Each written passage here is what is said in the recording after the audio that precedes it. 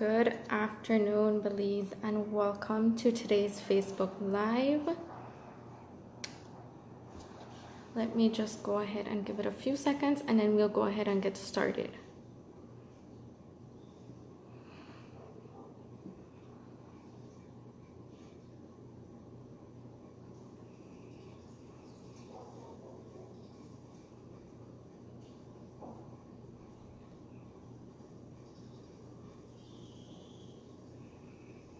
Good afternoon. I'm just giving it a few seconds, and then we'll go ahead and get started.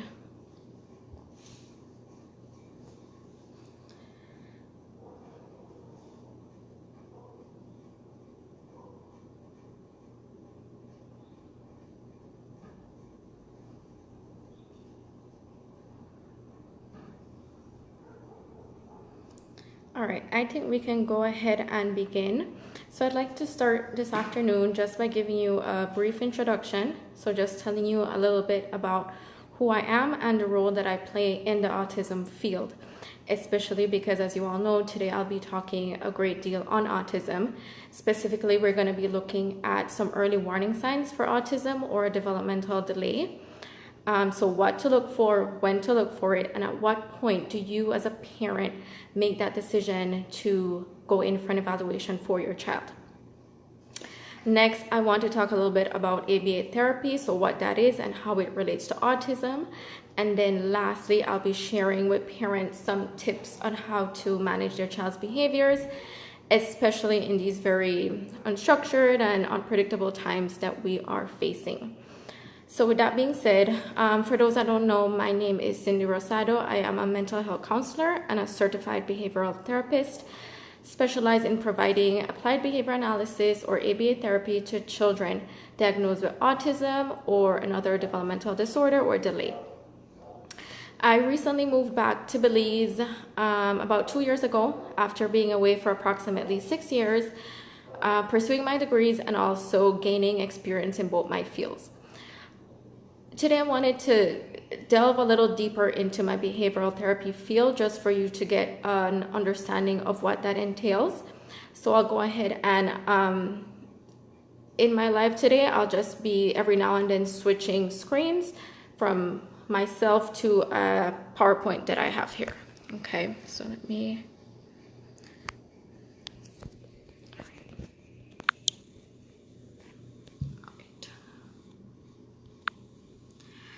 So in my behavior therapy field specifically, I was given the opportunity to be trained and certified and also work in an organization that serves the autism community and its families throughout the state of Florida, providing evidence-based ABA therapy. And that organization is the Florida Autism Center. Working at this organization for over 3 years, I have had the chance to work with countless children, not only on the autism spectrum, but children with other developmental disorders, so such as Down syndrome, ADHD, and also children with behavioral issues. This experience provided me with the tools and techniques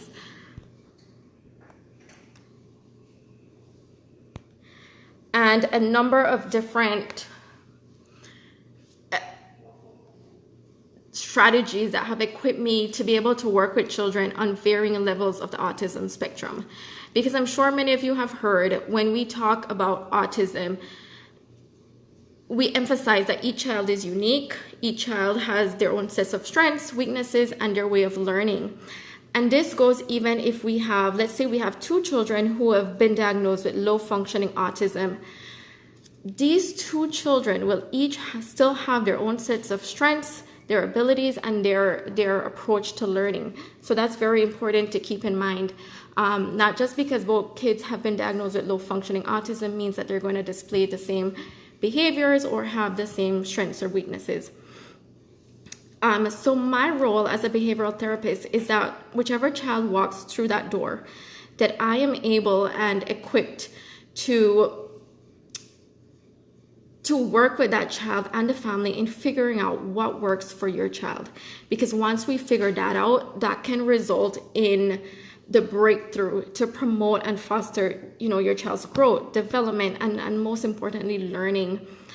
And so I make sure to work very closely with parents and families to help identify what works for their child. Let me go on here and, okay. So I have spoken to a lot of parents who have expressed feeling frustrated, overwhelmed, because they don't have this approach, right? So they don't know what that approach is that will work for their child, or they don't have the strategies to implement. And especially if we have a parent who has another child who may not be on the autism spectrum. So at this point, this is where a parent starts to recognize and realize, okay, my child on the spectrum is not learning in the same way as my other child is, or my child on the spectrum isn't grasping concepts or grasping information in the same way. And so many parents express feeling frustrated, and so what happens then is that the parents, they feel stuck because they don't have the approaches, they don't have the strategies to implement. And to those parents today, I want to say that it's okay. It's completely normal to feel stuck, and it's okay to not know. It's okay to not have all the answers. It's okay to not have it all figured out. But at the same time, knowing that there are people, there are resources out there who are more than willing to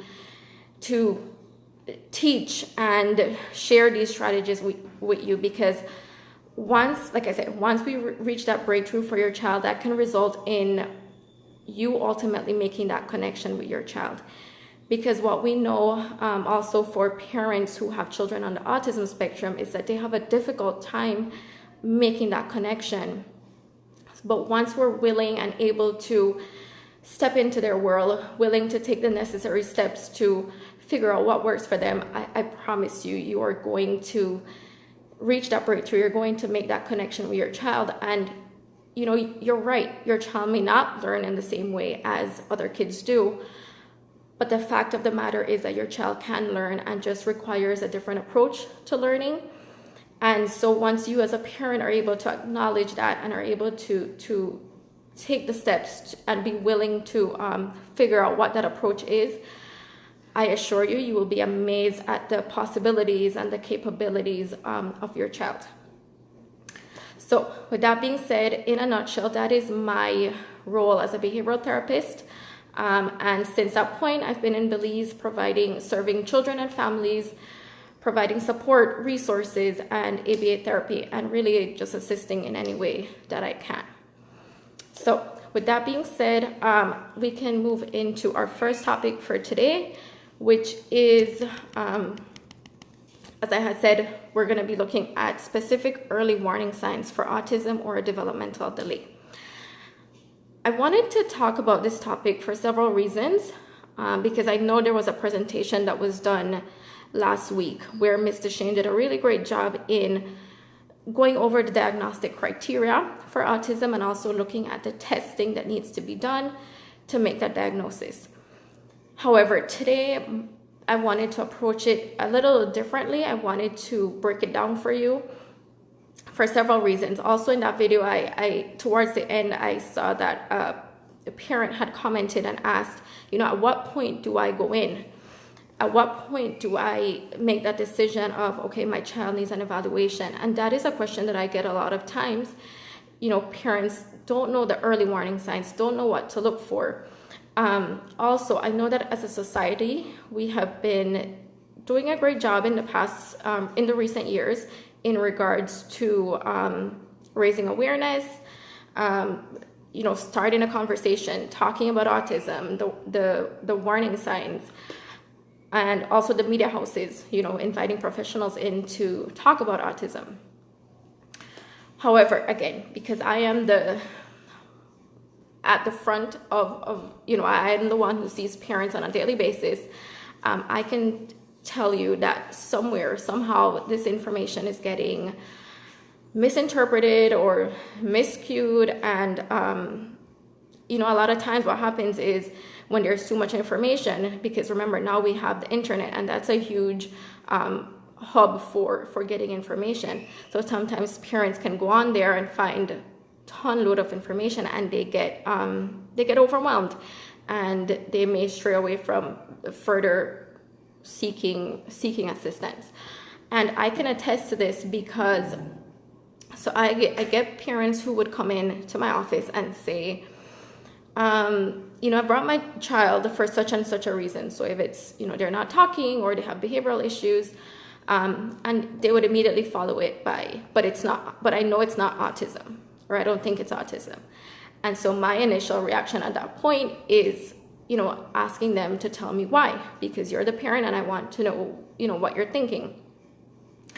And a lot of parents would tell me, well, it's not autism because, he doesn't make random noises, or he doesn't walk on his toes or do the hand flap thing. And so what those responses do to me is that it sends me a lot of red flags in saying that, as professionals in the field, as advocates, we need to do a little bit more work in breaking it down. Also, as a society, I feel like we still have a very difficult time wrapping our mind around a disorder or a disability not having physical characteristics attached to it, right? So it's very difficult. So, and you're right, maybe there are children on the spectrum who walk on their toes. There are children on the spectrum who hand flap, or what we call vocal stim. But that is not what defines autism, okay? That is not the criteria that needs to be checked off for us to say my child has autism or not. And so, because it is so much more than that. It really is so much more. And Mr. Shane also had made a really good point when she said, as parents, you should really be tracking your child's development from birth, right? And it's so important for many reasons, and it's not meant to be a tedious task. It's not meant to be something that, is overwhelming because, oh, did my child meet this milestone? Oh, but he didn't meet this one. Really, it's more meant for you to be aware. Because if you as a parent are aware of, okay, so my child should be doing this between this age range, then you're more attentive of it. You're more cognizant of and you're going to be able to track it. And I know as a professional in this field, it really helps me when a parent is able to come to me and say, well, he did this, but he's not doing this. Because then what that does is it allows for early detection and eventually early intervention. And those that know me know that I am pro early intervention for so many reasons. I've worked in the field, I've worked with countless children, and I've seen the huge benefits of detecting it early. We can do so much with remediating developmental delays or turning it around. So very important to be tracking developmental milestones. Like I said, you don't have to know, you don't have to have all the answers, but just by tracking that, you can take that to your professional, and they will ask all the questions. They will, and ultimately make that last, let you know if it is an early warning sign or not. Okay, so with that said, let's go into, today we'll be talking about 4 specific early warning signs. So what exactly to look for.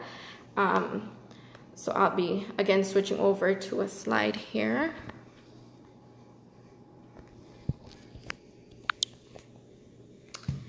All right.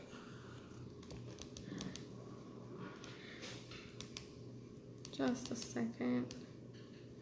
Okay, so these early warning signs are for children between the ages of 18 months to 2 years. And we're going to look at the first important sign, and that is observe and look for pointing. So this may sound very basic, but it is very important when looking for early warning signs. At this age, a child should be pointing, not just every now and then pointing, but pointing a decent amount, right? And pointing for things that they want, like a juice that is out of reach or a toy. In addition, they should also be pointing to show you things. because what this shows is what we call joint attention, right? Your child is interested in your reaction, in your input. So even if it's pointing to an airplane in the sky or a truck on the road, right? And even if they don't have the language, right? So this is for children who are nonverbal, right? So that they are able to point with their index finger to show you the airplane. That is a good sign, because then the lack of pointing is a huge red flag for early signs of autism, right? That lack of pointing. Secondly, in addition to pointing, it is important to look at if your child is understanding language. Even if they're not verbal, like I said, are they understanding language? For example, simple one-step instructions at this age, right? So if you say to your child, throw this away, bring me your shoe, close the door, and it appears that they are not comprehending what is being asked, this is concerning. However, this can also be what we call a receptive language delay. Okay, because when we look at language, we have to look at expressive language, which is their ability to verbally express their needs and wants. And we also have the receptive language piece, which is, are they understanding language? And a child can have a receptive language delay without autism. But that is where, like I said, we need to look at all the other warning signs to be sure. But either way, if it's autism or a delay, detecting it early can make a huge difference. Third, in addition to pointing and language, we want to look at playing. Does your child play with some toys? And this is more than just one toy, right? So plays with a variety of different toys, or is he or she just focused on one specific toy, one specific object, or are they wanting to play with the same thing over stack items? So not just for a couple minutes, right? Because we stack blocks, but are they stacking for hours and hours on end? That is something to look for. This is something we call functional play, right? So is there function in their play? Does he or she know how to roll a car back and forth when you give them a car, or and not just laying on the ground, spinning the wheels and focus on the wheels spinning? With a ball, do they know what to do with a ball? Do they kick a ball or throw it into a hoop? So very important, functional play.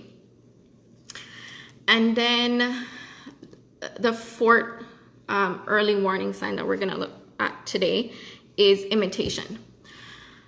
So children at the age of 18 months or 2 should be naturally starting to imitate some things, right? So like waving or making an airplane fly, clapping hands, because this is really how a child starts learning about his or her world. This is how a typical child would learn about his world, right?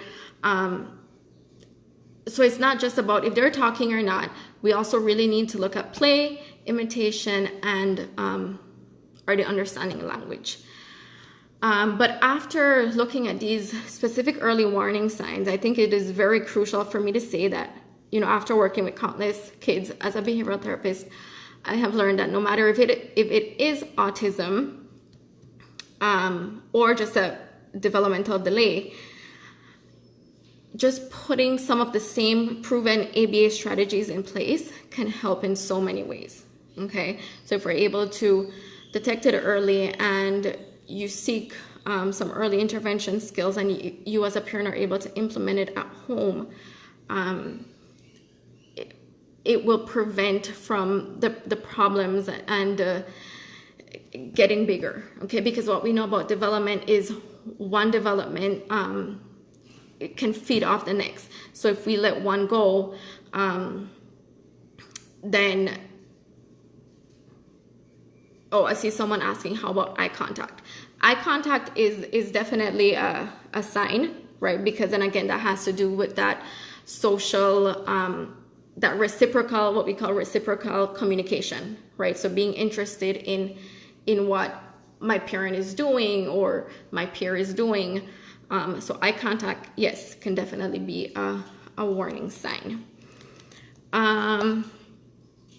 Okay, so talking about ABA strategies, I think now we can go into talking a little bit briefly about what ABA is. So here, all right. So what is ABA? ABA is a type of therapy that can improve social, communication, and learning skills through positive reinforcement. ABA has been recognized as the best evidence form of treatment for autism and other developmental conditions. An ABA program, also important to know, is individualized, and programs are created to meet each child's specific needs, right? So when a child comes in, I need to make that assessment to figure out what that child's strengths, weaknesses, and abilities are, and create that program based on where they're at that current moment, right? And then build them from that point. And then, but even though ABA programs are very individualized, generally ABA often results in children showing more interest in people around them, right? So they gain skills to be able to be more interested in people and gain some social skills.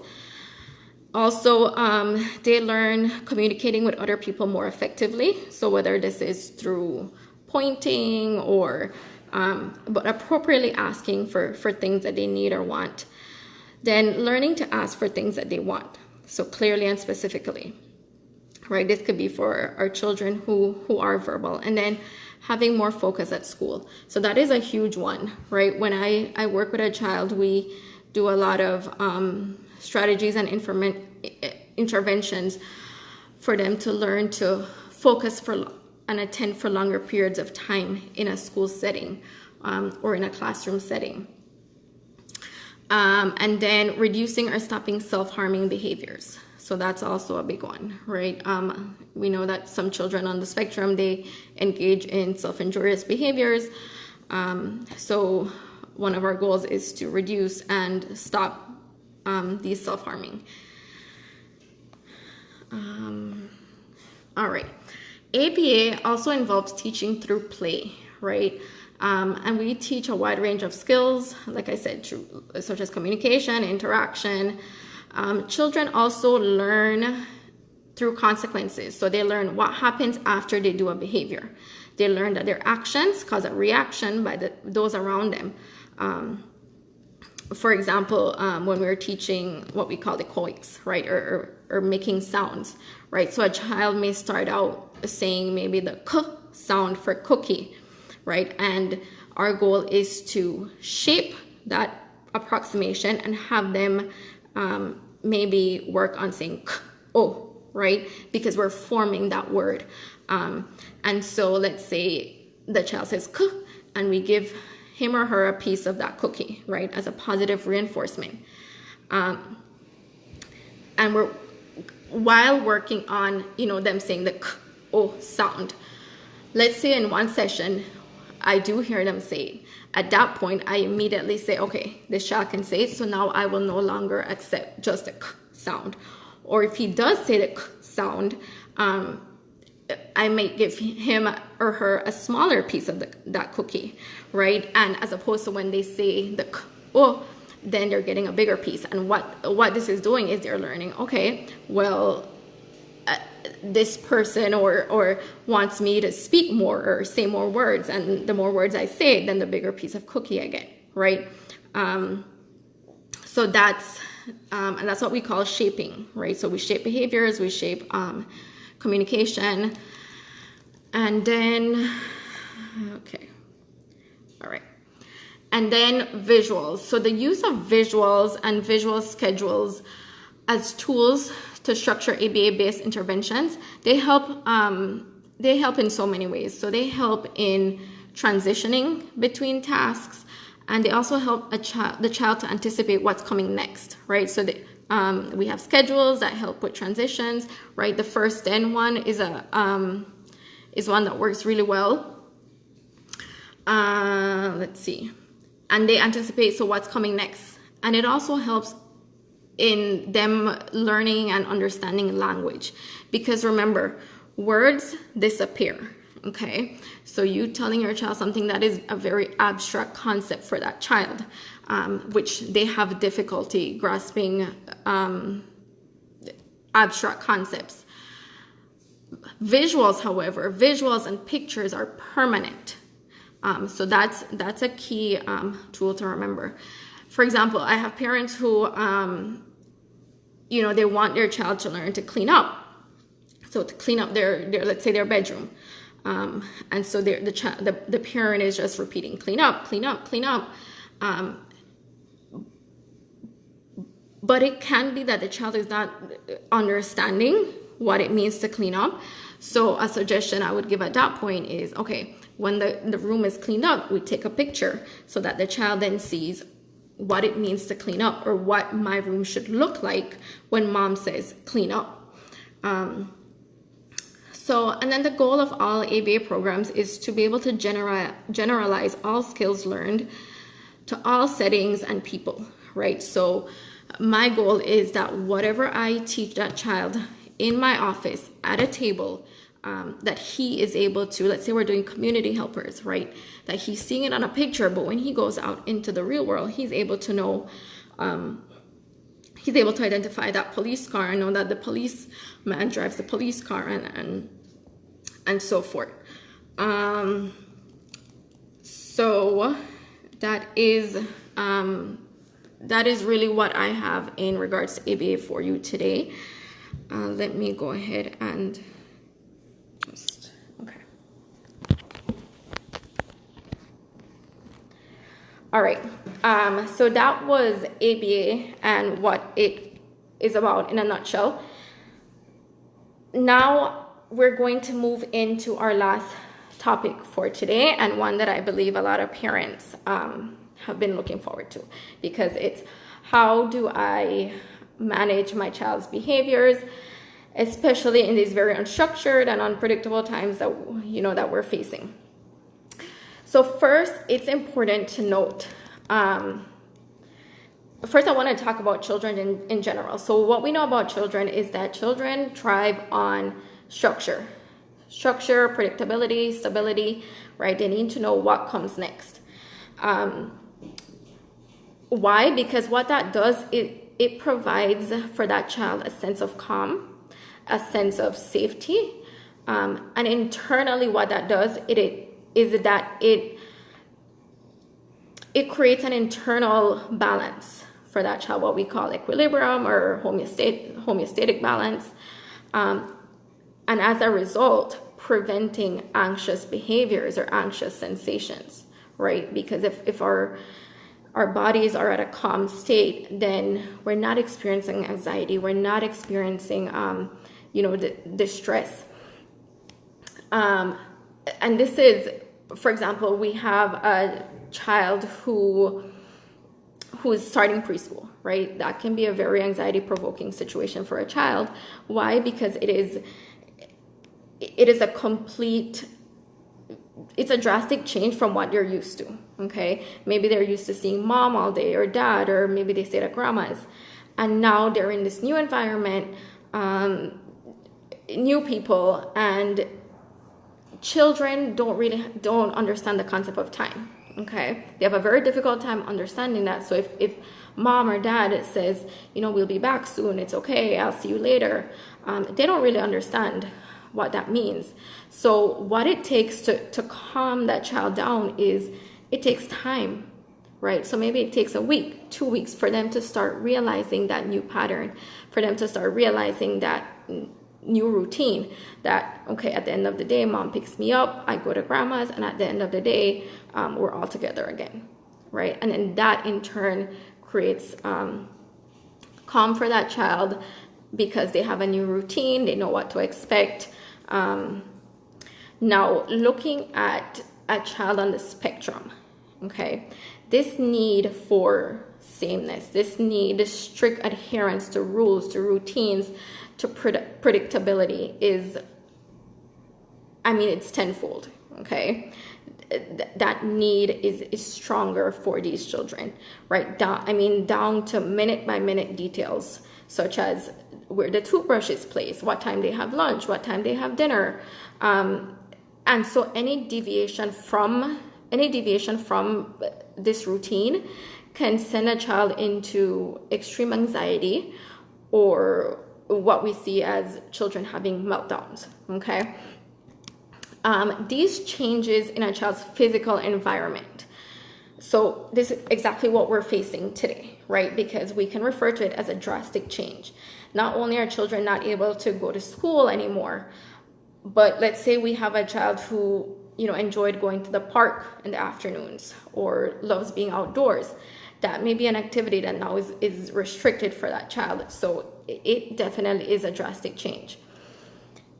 It has been known that these drastic changes in that child produce the same sensations as a person suffering from anxiety. Okay, such as muscle tension, sweating, heart racing, headaches, stomach aches.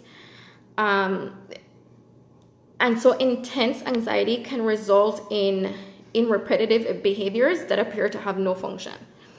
For a typical child, this may look like maybe, banging up their pencil or chewing on the pencil, or even shaking of the leg, right? However, for a child on the spectrum, these behaviors seem to be intensified. And these may look like a lot, like I had mentioned before, a lot of children engage in self-injurious behaviors. So they may do head banging or biting. And if we have a child who hand flaps, right, during these drastic changes, we may see this behavior intensified for that child. And what do we call these? We call these stimming behaviors. Okay, or self-stimulatory behaviors or stimming behaviors. And let me go ahead here, just a second. All right. And one of the factors, so here it says stimming, self-stimulatory behavior, it serves a purpose. Some stims are used to shut things out, such as loud noises. Other stims are done to keep calm if anxious. If tired, stimming can be done to keep going. And stimming can make you feel good and help you keep relaxed. And so one of the factors that may contribute to this intense behaviors that we see in children when their physical environment is changed is oftentimes the child's difficulty with language. Okay, so expressing themselves. Even more so, expressing the big feelings and sensations that they're experiencing. And also receptively, right? So we know children on the spectrum have a difficult time with communication, right? A lot of times expressively and receptively. So they may also not understand what is going on. So not only is their physical environment changed, but they're experiencing all these internal sensations for prolonged periods of time. And then again, because stimming is done because of these big sensations that they're feeling, people with autism may stim because they're excited, because they're happy, anxious, overwhelmed, or because it feels comforting to them. And then under stressful circumstances, again, what we're experiencing now, they may stim for longer periods of time. Because, again, not only is their physical environment changed, but their internal world is also changing. And for a longer period of time than they're used to. And so that need to create calm and equilibrium is intensified, right? Let me go ahead. Okay. So in understanding these behaviors, it is important to know that sensory issues often accompany autism. Some children have sensory integration issues, right? They may be mild, while others, it may be as severe to have what we call a sensory processing disorder, okay, as we see here. And this can involve both what we call hypersensitivities and hyposensitivities. So a child can be overreactive or underreactive, where they crave that input. So as you see here, it's saying too fast, too high, too hectic, too close, too bright, too unexpected, too vague, too loose, too tight, right?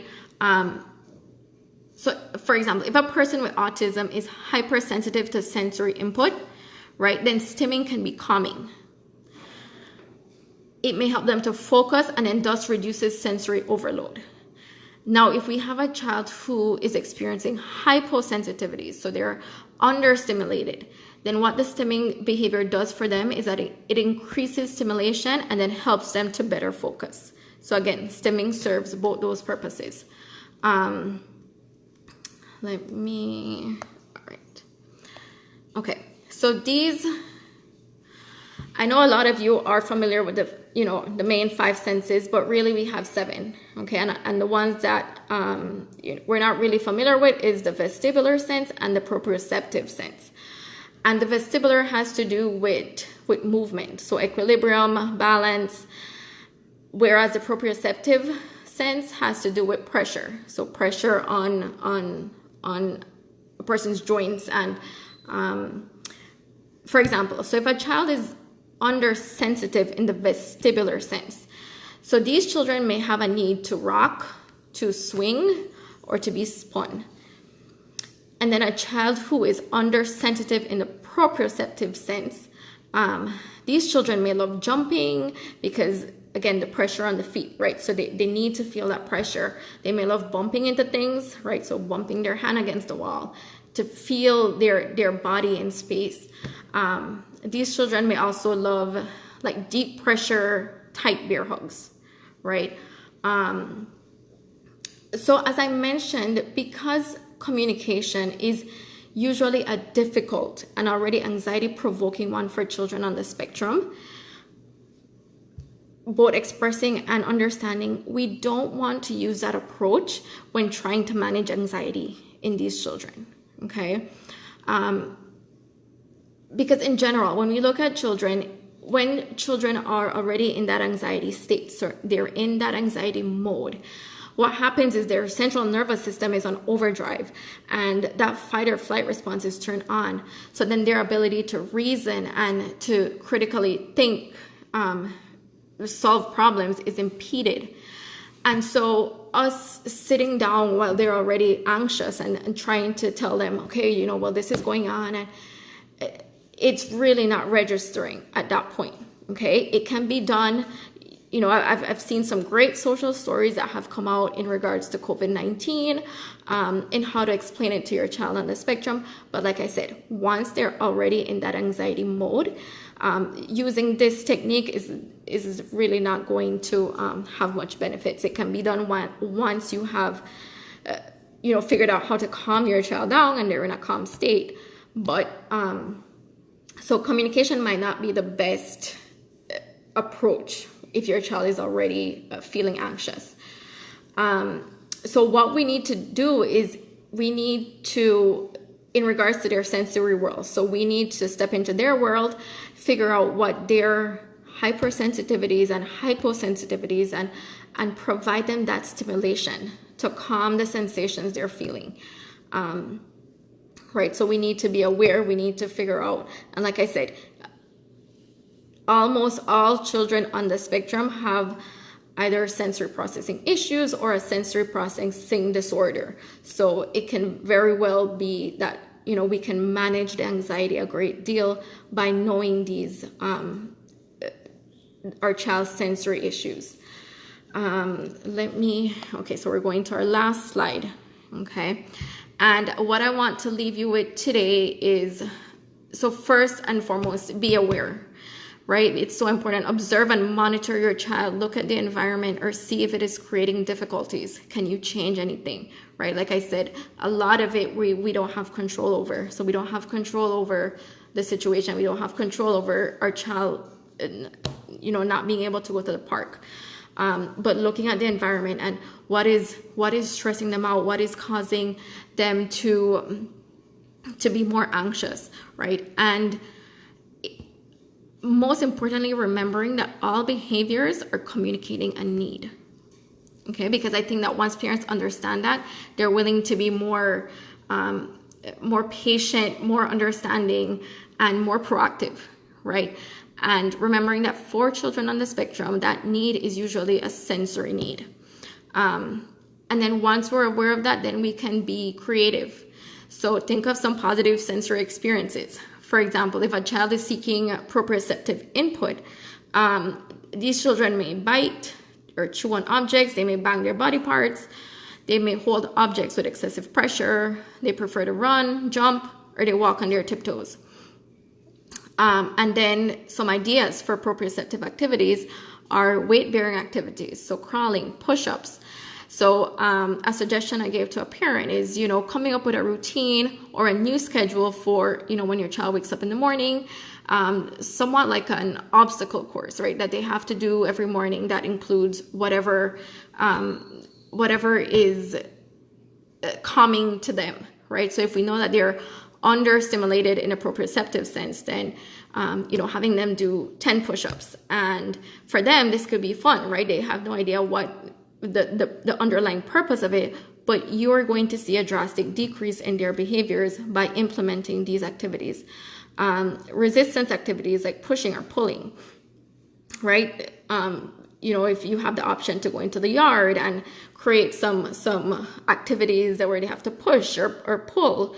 Heavy lifting, so carrying books, helping with groceries, running, jumping on a trampoline, gardening, right? So digging in the soil, that can be very calming for these children. And then deep tissue massage or a weighted blanket. And this is especially for children, as they're going to sleep, right? If they're undersensitive, this may help in calming their central nervous system to get them to a point where they're relaxed and able to sleep. And then here I have what we call a sensory processing red flags behavior checklist. And I have shared this with many parents and teachers, and they have found it very helpful because it's very straightforward and it helps in you, again, being aware, right? Being aware of what your child's sensitivities are, and you just check off what you see your child doing, and then you can figure out, okay, are they hypersensitive or hyposensitive?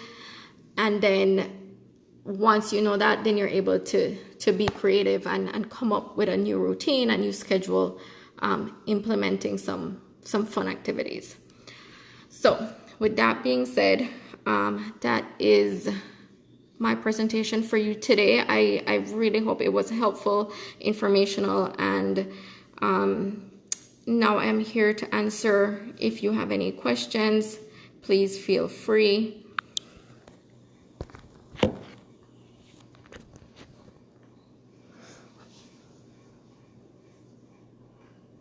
Any questions?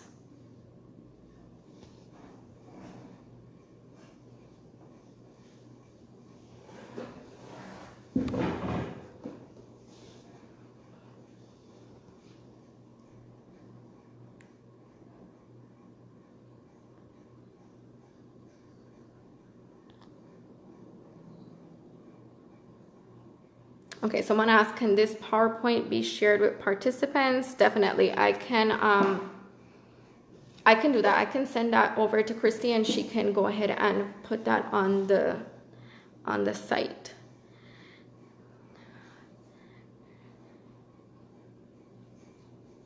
Okay, what do you typically charge for ABA? Okay, so when I do the ABA assessment, there's a couple different steps that go into it.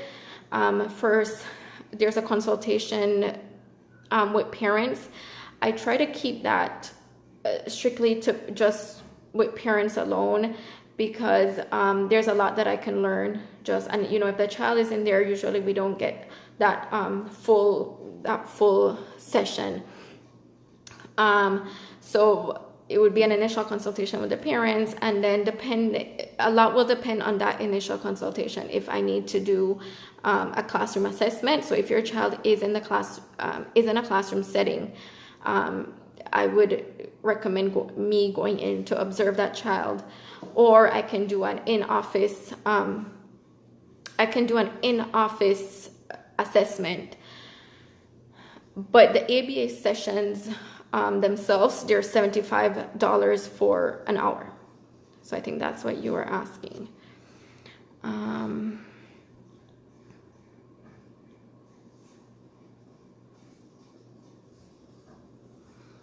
okay, someone, thank you. Very helpful. Hello. Do you recommend in Belize City to get a diagnosis of autism? When parents come to me, my initial reaction, my response to them is, this is completely up to the parent. Okay, I have parents who come in and they say, well, I don't want a diagnosis, or I want a diagnosis. I provide them with information. I provide them with the benefits of getting a formal diagnosis, because this can be used. You can use it in the school settings to, if your school provides accommodations in any way, then this can be provided to your school principal, your school teacher. So there are definitely a lot of benefits for getting a diagnosis. And then also for you as a parent, it can have a lot of benefits in knowing, who do I recommend? Oh, sorry. Also, who do I recommend in Belize to get a diagnosis of autism? Well, like I had mentioned earlier on, Ms. Duchesne had done a really great job, and she is a clinical psychologist who does the testing and can make that formal diagnosis for you.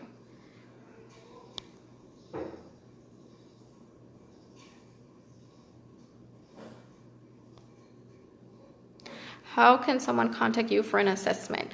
So I am located currently at Belize Medical Associates here in Belize City. I can provide Christy as well with my cell phone number, which she can put on the Facebook page as well. I am more than willing for you to reach me through my cell phone. That's completely fine.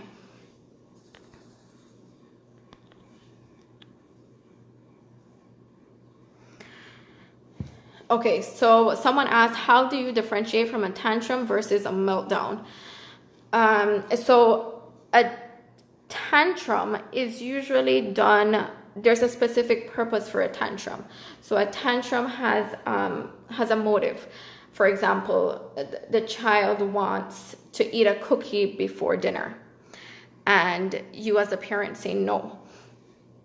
And that child immediately goes into a full-blown tantrum. So kicking, screaming, crying. And then let's say you as a parent give in, and so you provide that child with the cookie before dinner, and that child immediately stops crying. And it's completely fine. That is what we call a tantrum. Okay? A meltdown, on the other hand, usually doesn't have, sometimes you don't know where it came from. And this is, for a child going through a meltdown, it is very difficult to calm them down because we don't really know what's going on. And a lot of times it has to do, again, with sensory issues, right? So the light is too bright, it's too loud, and for you it may not be, right? So you really are not understanding, well, it's not loud, but for that child who has a auditory sensory issue, it is unbearing, and so they are experiencing a full-blown meltdown until they're able to calm down or the noise goes away. So that, in a nutshell, is how we differentiate a tantrum versus a meltdown.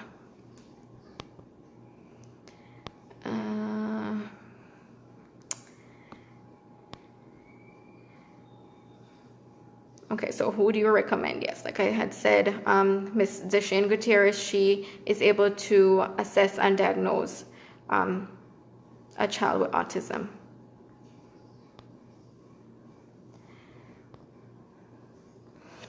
Okay, how do you deal with the child hitting himself and others? Okay, so as I had mentioned, this is what we call self-injurious behavior. So this is, a lot of children engage in this for several reasons. First of all, we need to look at when we look at a behavior, a lot of times as parents, or, we just want to go in and we want to immediately solve the problem or the behavior that's going on. But we really need to take some time to step back and figure out what is the function of that behavior. Because like I said, every behavior has a function. Once we figure what that is, then we are better equipped and able to step in and either provide the child with another way of expressing whatever it is they are, right? So the child may be hitting himself because he's angry or he's sad.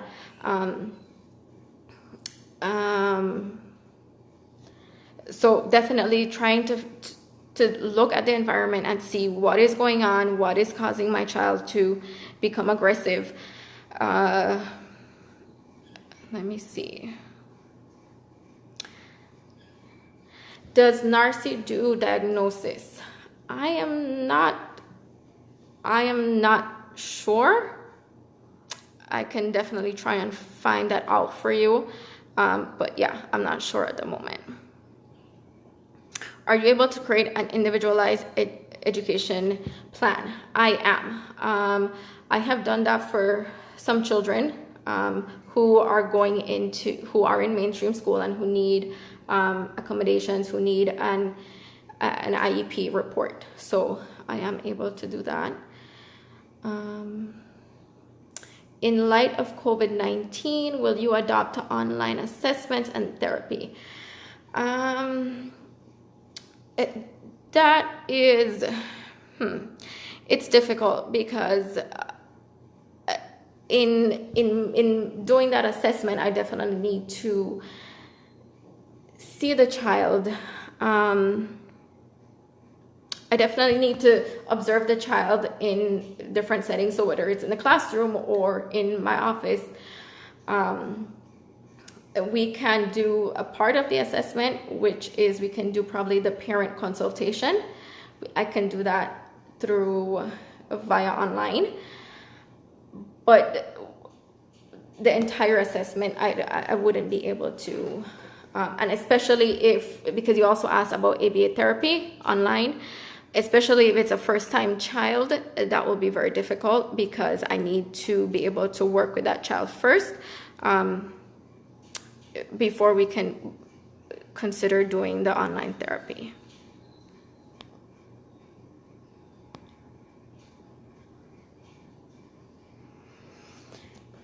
Any other questions?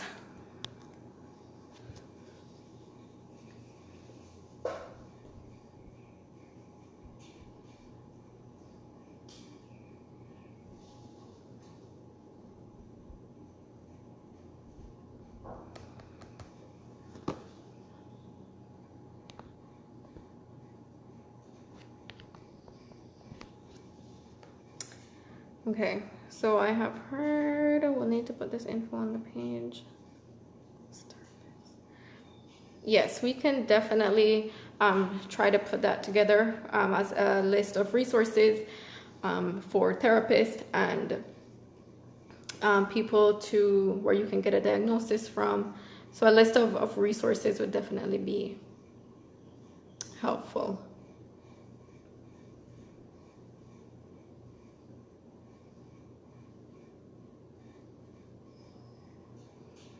Any other questions?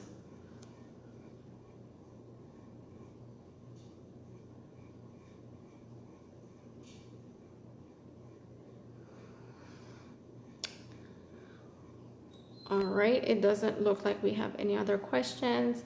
So I just want to leave you all today by saying thank you for joining in, and I hope that the information that was provided today was helpful in some way, and I will definitely be reaching out to Christy to see if we can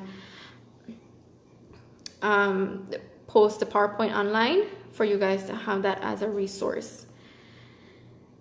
Do you provide speech therapy? Okay, I do not. So speech therapy is a completely different, however, I do tell parents, like as you saw, ABA does include working on communication and speech within the program.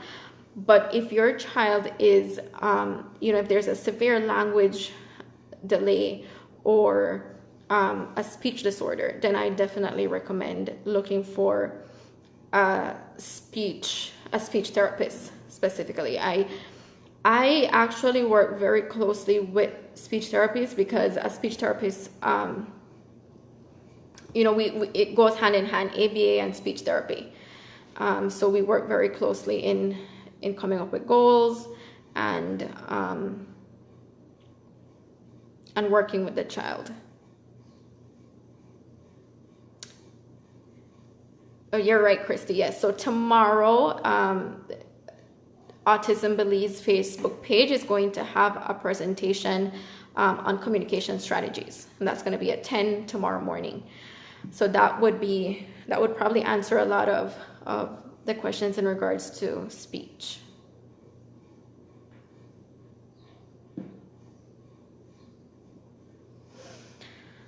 All right. Well, if there is no more questions,